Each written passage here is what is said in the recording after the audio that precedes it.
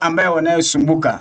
Kwa hiyo jioni ya leo nimekuja kukuletea hatua moja ambayo tunaona Yesu alifanya alipoingia kwa mmojawapo wa sinagogi. Katika kitabu cha Luka ambacho tumesoma mlango wa 13 tukiangalia mstari wa 10, Biblia inasema ya kwamba siku ya Sabato alikuwa akifundisha katika sinagogi mmojawapo. Yesu alipoingia kwa sinagogi ilikuwa mahali penye watu walikuwa wanakutania kumwabudu Mungu, kuabudu Mungu aliye hai. Na katika Uyahudi sinagogi ilikuwa inatengenezwa na watu 12 kuendelea mbele. So tulikuwa na watu ambao walikuwa wamekusanyika mahali pale kwa sinagogi, mahali pa kuabudu.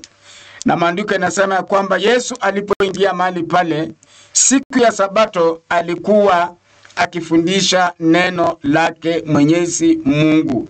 Na tutaona vile neno la Mungu liko na nguvu, neno la Mungu liko na uwezo wakati linapofundishwa. Mara nyingi watu wanakuwa na hadithi nyingi, hadithi za kuchekesha watu, hadithi za kuleta vituko katika hata nyumba ya Mungu, hadithi za kufurahisha watu.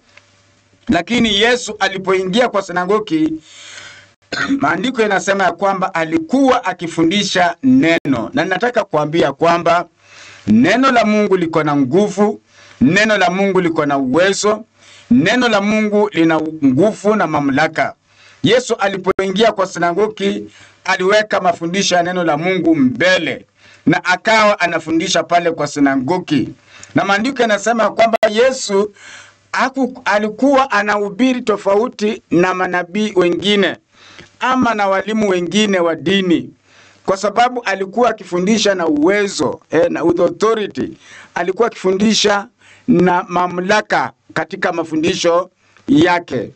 Na maandiko yanasema ya kwamba akaingia kwa sinagogi mmojawapo na akaanza kufundisha neno la Mungu.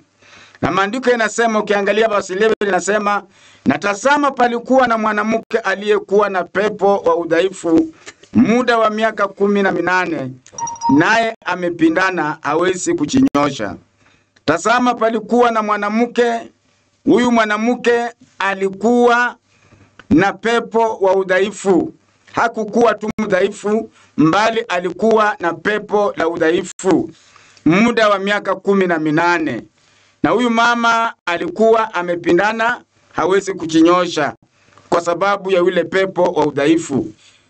Nataka kusema ya kwamba magonjwa ukienda hospitalini unatibiwa na unapona. Magonjwa yanaweza tibiwa na sindano na